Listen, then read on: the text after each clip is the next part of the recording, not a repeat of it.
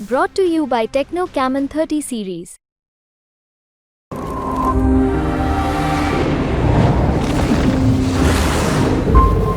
14 में अमेठी का किला में दरार आई और 19 में वो किला गिर गया। अब सोचिएगा कि वो कितनी प्रासंगिकता उनकी उत्तर प्रदेश की राजनीति में। तो बगल का घर गिरता है तो बगल के घर में दरार आती है। तो रायबरेली के किले में दरार हुई, उसका परिणाम ये हुआ कि श्रीमती सोनिया गांधी पलायनवादी प्रतिक्रिया अपनाते हुए राज्यसभा में चली गई। जब आप लोगों ने पूछा कि आप रायबरेली छोड़ के, तो लोगों ने कहा कि स्वास्थ्य कारणों से। तो मैं यहाँ कहना चाहूँगा कि राज्यसभा बीमारों की सभा नहीं है। चलो शर्त लगा लें हम दोनों भाई, अगर वो 80 नहीं जीत पाए अखिलेश यादव, तो जहां कहेंगे वो थूकेंगे और मैं चाटूंगा। और अगर इससे उल्टा हो गया तो फिर वो तय करें कि क्या होना है। अब बारी है आखिरी चरण के चुनाव की और उसमें आता है बनारस, भोलेनाथ की बनारस। प्रधानमंत्री खुद यहाँ से चुनाव लड़ रहे हैं, तो केंद्रीय मंत्री सारे इस वक्त बनारस में डेरा डाले हुए हैं। हमें मिले हैं केंद्रीय मंत्री एसपी सिंह बघेल साहब। बहुत स्वागत है आपका एसपी सिंह। क्या हवा है बनारस की? आप तो काफी कैंपेनिंग में देख रहा हूँ, कल परसों से कर रहे हैं, आज भी आप कैंपेनिंग कर रहे हैं, क्या भाप पाए? 10 दिशाओं से एक ही आवाज आ रही है कि मोदी जी इस बार स्वयं का रिकॉर्ड तोड़ेंगे। उनका रिकॉर्ड कोई नहीं तोड़ सकता, वो अपना रिकॉर्ड तोड़ेंगे। और लक्ष्य कार्यकर्ताओं ने जो लिया है 10 लाख मतदान कराने का, वो उसको प्राप्त करेंगे। यहाँ कल रैली राहुल गांधी ने की है, अखिलेश ने की है, कुछ दिन पहले डिम्पल यादव और प्रियंका गांधी ने रोड शो भी किया है। आपको लगता है कि विपक्ष जो कोशिशें कर रहा है उसका कुछ इम्पैक्ट पड़ेगा?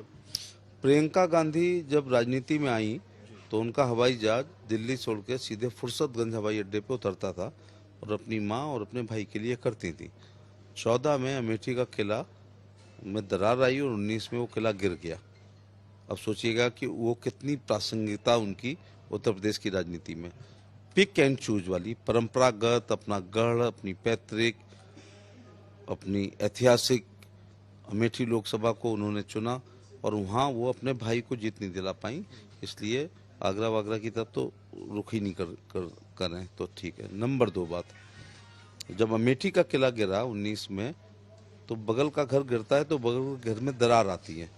तो रायबरेली के किले में दरार हुई, उसका परिणाम ये हुआ कि श्रीमती सोनिया गांधी पलायनवादी प्रतिक्रिया अपनाते हुए राज्यसभा में चली गई।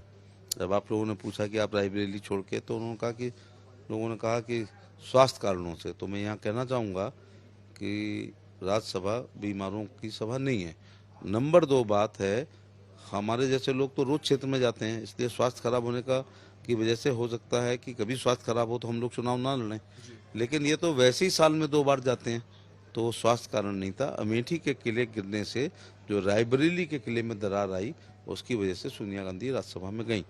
जिन 2 लड़कों की आप बात कर रहे हैं, आप लोगों ने ही बहुत महिमा मंडन उनका किया था 2017 में। 2 लड़के उतरे हैं, अब ये हो जाएगा वो हो जाएगा। तो समाजवादी पार्टी के इतिहास में सबसे कम वोट एमएलए 49 तभी आए जब ये 2 लड़के सरकार बनाने के लिए निकले थे। इसलिए कोई फिल्म जो 17 में लॉन्च हुई और वो 17 में नहीं चली, तो वो 24 में दोबारा हिट नहीं हो सकती है।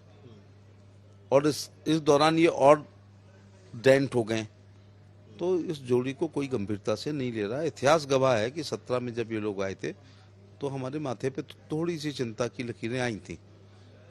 और ये दोनों लोग मेरी टुंडला विधानसभा में आए और मैं 56,000 वोटों से जीता।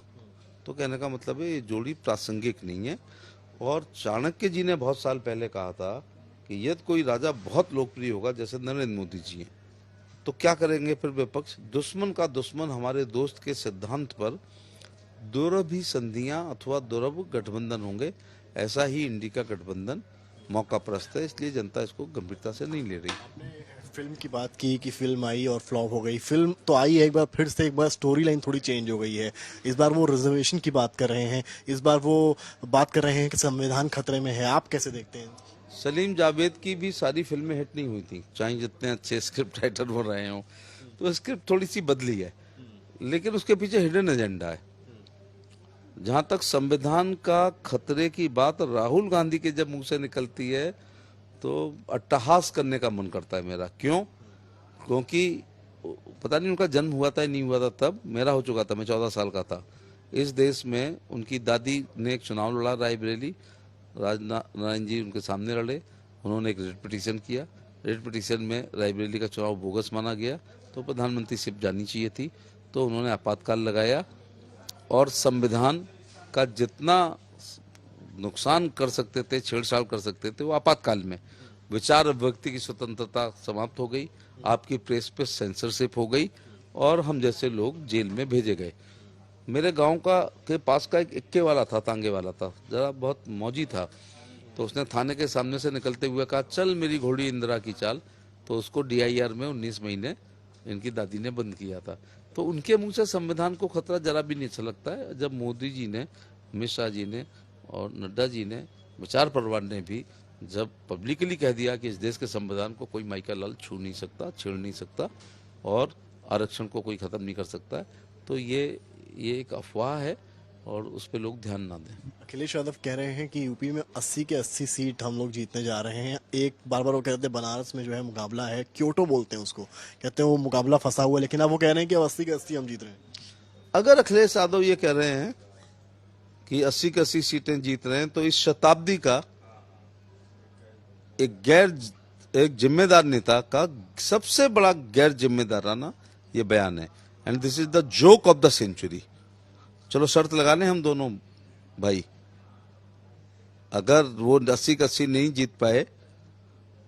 जीत पाए अखिलेश यादव, तो जहां कहेंगे वो थूकेंगे और मैं चाटूंगा, और अगर इससे उल्टा हो गया तो फिर वो तय करें कि क्या होना है। मैं एक बार फिर रिपीट कर दूं, आज की तारीख, स्थान, समय, मैं आज तक को एक बयान दे रहा हूं जिसके एंकर श्रीवास्तव जी ये कह रहे हैं कि अखिलेश यादव ने कहा कि वो 80 सीट जीतेंगे। मैं कह रहा हूं नहीं जीतेंगे। अगर वो जीत जाएंगे तो फिर वो थूकेंगे और मैं चाटूंगा। आपने बड़ा बयान दिया है, पर आप क्योंकि मैनपुरी में भी आपने देखा था किस तरह से चुनाव, आप क्या मान रहे हैं कि गढ़ जो है मैनपुरी है, कन्नौज, आपको लगता है क्या बीजेपी इस बार वहां पर कुछ कर पाएगी? देखिए, पिछली बार 2019 में दो बड़ी पार्टियां सपा बसपा का गठबंधन हुआ। बहन जी, मैं उस जमाने में वोट ट्रांसफर करने की क्षमता थी। बसपा यदि अकेले लड़ती है, मान लो 1 लाख वोट डालती है, तो गठबंधन होने पर उनकी पीठ भारी हो जाती है, संरक्षण मिलता है, तो वो वोट 1 लाख से 1.25 लाख हो जाता है। गठबंधन में कभी 2 और 2 4 नहीं होते हैं, 5 हो जाते हैं। और गठबंधन बड़ी पार्टियों के होते, कार्यकर्ता 2 बटन खोल लेता है, उसका मनोबल बढ़ जाता है, मोराल बढ़ता है उस गठबंधन में। और महत्वपूर्ण बात क्या है कि सेफई परिवार ने डाइनिंग टेबल पर बैठकर उत्तर प्रदेश के नक्शे को फैला के टॉप 5 सीटों को चुना। एक सज्जन ने कहा मैं तो आजमगढ़ जाऊंगा, भैया तुम आजमगढ़, मुलायम सिंह जी मैनपुरी, अखिलेश यादव आजमगढ़, अक्षय यादव फिरोजाबाद, डिम्पल यादव कन्नौज और धर्मेंद्र यादव बदायूं। माने top 5, beggars can't be choosers. उनको तो अपने बी फार्म पे वो खुद दस्तखत करते हैं घर के लोग। हम लोगों को लड़ा दिया था, करहल चले जाओ, यहाँ चले जाओ, फिरोजाबाद चले जाओ आदि। तो मनपसंद 5 सीटों पर लड़ने पे बहन जी के द्वारा 1 लाख से ऊपर वोट लेने के बाद मुझे हर्ष के साथ कहना पड़ रहा है, अक्सर कहा जाता है दुख के साथ, कि कन्नौज से डिम्पल यादव चुनाव हारी, धर्मेंद्र यादव बदायूं से हारे और अक्षय यादव फिरोजाबाद से हारे। मुलायम सिंह जी जो है मैनपुरी से जीत गए मात्र 94,000 से, और बसपा ने 1 लाख वोट दिया। आजमगढ़ से अखिलेश यादव जीते, और जब मेरा और अखिलेश यादव का करहल का चुनाव हुआ तो उन्होंने करहल को रखा और आजमगढ़ से इस्तीफा दिया, जिसको भारतीय जनता पार्टी ने मोदी जी और योगी जी के नेतृत्व में आजमगढ़ सीट को भी जीत लिया, और रामपुर सीट से जब इस्तीफा हुआ तो रामपुर को भी जीत लिया। आजकल बड़ी चर्चा यूपी में हो रही है ओबीसी रिजर्वेशन को लेकर। उसमें ये हो रहा है कि मुस्लिम किस तरह से उसमें आ रहे हैं, 20% कैसे है, इसको लेकर यूपी सरकार भी तमाम प्लानिंग कर रही है। आप कैसे देखते हैं इस पूरे रिजर्वेशन? देखिए, जो पश्चिम बंगाल में हुआ वो असंवैधानिक था, इसीलिए कलकत्ता हाई कोर्ट ने उसको समाप्त कर दिया, 5 लाख के आसपास सर्टिफिकेट को। तो किसी को बैकवर्ड में शामिल करना है तो उसके लिए एक आयोग है, और वो पिछलेपन के आधार पर, सामाजिक आधार पर, पिछलेपन के आधार पर तय करता है। उन्होंने तो सीधे सीधे कर दिया, सर्टिफिकेट बना दिए, नौकरी लगवा दी। तो हाई कोर्ट को तो मानना पड़ेगा ना। तो इस मेरे राजनीतिक जीवन के ये दो बड़े मजेदार बयान हैं। एक अखिलेश यादव कह रहे हैं कि वो 80 सीटें जीतेंगे, this is the joke of the century. और एक बहुत दुख की बात है कि ममता जी ने कहा हम फैसले को नहीं मानते हैं, इसका मतलब ये लोग फासिस्ट लोग हैं। तो वो लोग जो हाईकोर्ट के फैसले को मना कर रहे हैं वो कह रहे हैं कि संविधान को भारतीय जनता पार्टी को खतरा है।